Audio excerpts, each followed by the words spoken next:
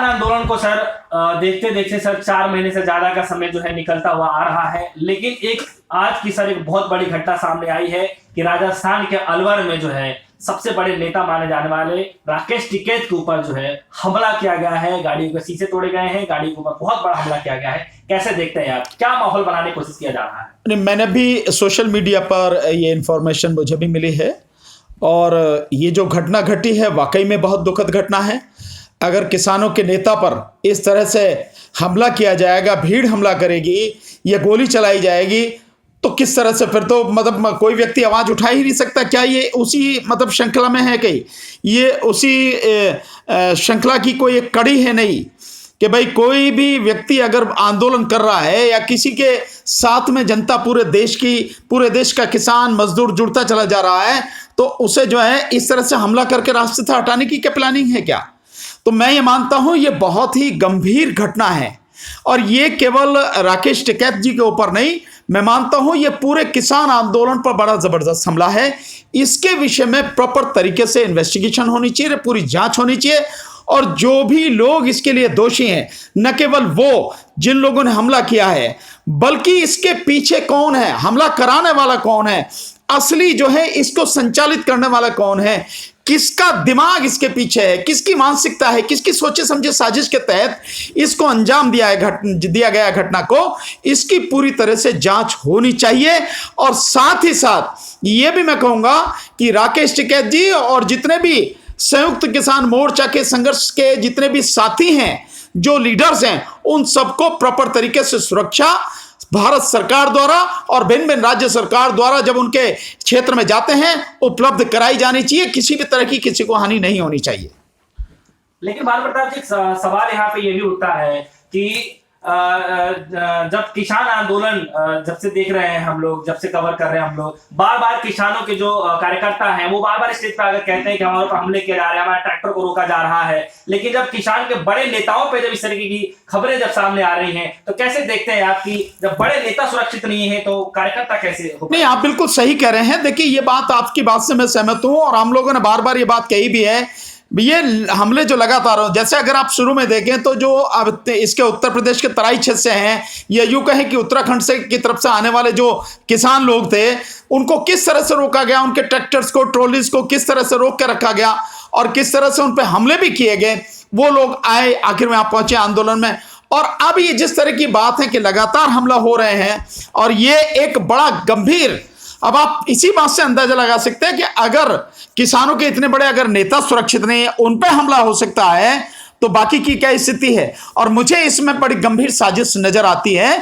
सरकार को पूरी ईमानदारी के साथ में निष्पक्ष तरीके से इसकी जांच करवानी चाहिए और जो भी लोग दोषी हों उनके खिलाफ कड़ी से कड़ी कानूनी कार्रवाई होनी चाहिए और जड़ तक जाना चाहिए। ऐसा नहीं होना चाहिए कि कुछ लोगों को पकड़ के और केवल उनके खिलाफ कार्रवाई कर दी। असली जो लोग हैं, जो इस हमले के पीछे हैं, क्योंकि ये एक सोची समझी साजिश के तहत ये ऐसे नहीं हो गया। किसी भीड़ को राकेश टिकैत जी से या किसानों को किसी भी नेता से क्या मतलब है? वो तो आम आदमी है। वो भीड़ किस तरह से वहां पहुंची, उस भीड़ को किसने हाथों में पत्थर दिए, किसने जो है कहा गया कि भी इनके ऊपर गोली चलाई जाए, गोली भी चली है जिस तरह की समझ में आ रही है, उनकी गाड़ी के शीशे भी टूटे हैं। आखिर कौन है वो साजिश करने वाला लोग, किसके दिमाग हैं, ये किन किन लोगों के दिमाग है? इसकी प्रॉपर तरीके से इन्वेस्टिगेशन होनी चाहिए, पूरी जांच पड़ताल होनी चाहिए और जल्द से जल्द जांच पड़ताल होकर जो भी दोषी हैं, जो भी गुनहगार हैं, उनके खिलाफ मुकदमा दर्ज होकर कड़ी से कड़ी कानूनी कार्रवाई होनी चाहिए। क्या लगता है आपको कि किसान आंदोलन को जो है, जो इतने दिनों से चल रहा है और एक साइड जो है देखने को मिल रहा है कि जगह जगह चुनाव चल रहे हैं, तो क्या इसकी वजह भी हो सकती है क्योंकि राकेश टिकैत जी है बार बार दौरा कर रहे हैं, असम की दौरा कर रहे हैं, उसके बाद जो हमने देखा बंगाल का दौरा कर रहे हैं, तो क्या इसका लगता है कि इसका असर भी देखने को मिल रहा है किसानों की तरफ से सरकार के ऊपर, तभी इस तरीके से हमले कराए जा रहे हैं? नहीं, देखिए, असर तो हर जगह है। आप देख रहे हैं कि किसान नेता जिस तरह से लगातार भिन्न भिन्न प्रदेशों में जाके अपनी बात कह रहे हैं, किसान पंचायतें हो रही हैं लगातार। मैं समझता हूं लगभग 300 के लगभग किसान पंचायत अब तक हो चुकी हैं। मैं भी कई किसान पंचायतों में गया हूं।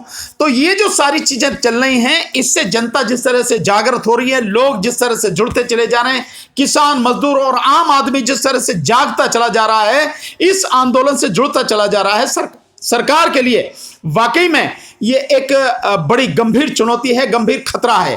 तो हो सकता है ये भी इसके पीछे कारण हो, अन्यथा राकेश टिकैत जी की किससे दुश्मनी है, या किसी भी किसान नेता की किससे क्या दुश्मनी है, किससे क्या विरोध है। हम तो सरकार के सामने वो बातें रख रहे हैं कि भाई जो कानून लाए हैं आप, ये तीनों कानून वापस करें आप, क्योंकि ये देश को तबाह करने वाले, देश के किसान को, मजदूर को, सबको तबाह करने वाले कानून हैं और ये पूरी तरह से गैर संवैधानिक कानून है, इसलिए इनको वापस किया जाए, एमएसपी को कानूनी दर्जा दिया जाए।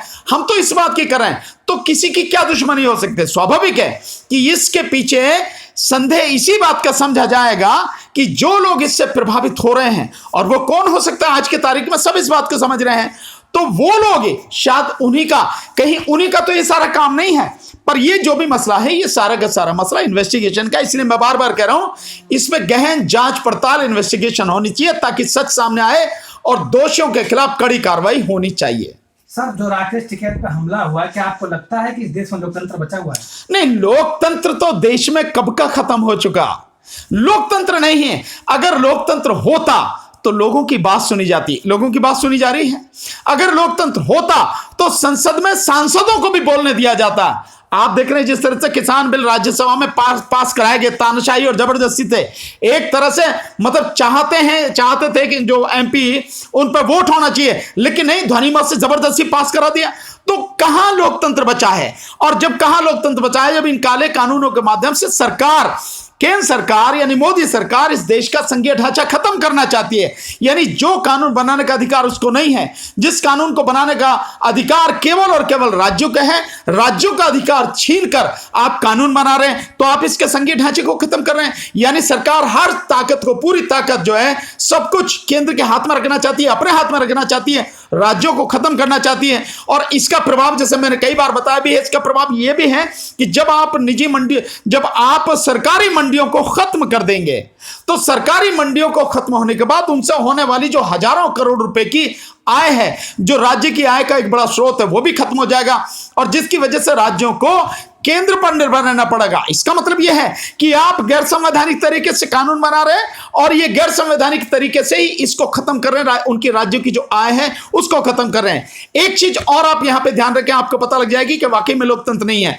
कि जब केंद्र ने जीएसटी बनाया और उसमें स्पेसिफिक था कि केंद्र का और राज्य का हिस्सा इस तरह से बांटा जाएगा, लेकिन ये केंद्र सरकार, जो मोदी सरकार, इसने जीएसटी कलेक्शन के माध्यम से पूरे देश से पैसा तो कलेक्ट कर लिया, टैक्स तो कलेक्ट कर लिया, लेकिन राज्यों का जो हिस्सा है वो राज्यों का हिस्सा राज्यों को नहीं दिया। तो साफ है कि सरकार इस देश के संघीय ढांचे को खत्म करके देश में लोकतंत्र की हत्या करना चाहती है और राजतंत्र को स्थापित करना चाहती है। सर, जो राकेश टिकैत पर जो आज हमला हुआ है, वो किसान आंदोलन किस तरफ लेकर जाएगा? नहीं, मैं समझता हूं कि किसानों को इस बात के लिए सोचना पड़ेगा और सभी किसान नेताओं को बैठ के बड़ी गंभीरता से सोचना पड़ेगा। आज राकेश टिकैत जी पर हमला हुआ है, कल किसी पे भी हो सकता है, कल किसी को भी मारा जा सकता है। तो इन सारी चीजों पर गहन विचार विमर्श करना पड़ेगा और आगे की हमारी रणनीति कैसी हो, हमारा ढंग, हमारा तरीका कैसा होना चाहिए, और हमारे जितने भी किसान नेता हैं उनकी सुरक्षा की क्या व्यवस्था होनी चाहिए। सरकार को इस तरह इस विषय में सचेत किया जाए कि भाई कोई भी साथी अगर जा रहा, किसान नेता जा रहा, तो उनकी प्रॉपर सुरक्षा की गारंटी सरकार दे, उनको सुरक्षा दे। कहीं ऐसा ना हो कि इस आंदोलन को खत्म करने के लिए भाई हमारे बस की तो सुरक्षा नहीं है, मत जाओ भैया कहीं भी। ये नहीं, ये देश अभी भी लोकतंत्र है, लेकिन इस लोकतंत्र में सबसे बड़ी बात यह है कि व्यक्ति को अपनी बात कहने का अधिकार है और किसान नेता जहां भी जाए उनको सुरक्षा देने की जिम्मेदारी केंद्र सरकार को, राज्य सरकार को निभानी चाहिए। सर, एक बार और राकेश टिकैत के ऊपर हमला हुआ था, जो रात को गाजीपुर बॉर्डर पर बैठकर होता है, आज दूसरी बार फिर से हमला हो गया है। इसका मतलब यह है कि राकेश टिकैत जी को इन्होंने निशाने पर, हो सकता है कहीं वही तो लोग नहीं हो, भाई ये भी हो सकता है कहीं वही तो लोग नहीं हो जिन्होंने जब गाजीपुर बॉर्डर पर ये थे उस समय जो वहां आके धमकी दी और वहां से आके सारी भी चीजें की, तो वही तो नहीं है। इसीलिए मेरा कहना है कि प्रॉपर इन्वेस्टिगेशन होनी चाहिए। दोषी चाहे कोई भी हो, कितना ही भी बड़ा व्यक्ति हो, कितना ही पैसे वाला हो, कितना ही मजबूत हो, किसी भी पार्टी का व्यक्ति हो, उसके खिलाफ कड़ी कानूनी कार्रवाई होनी चाहिए।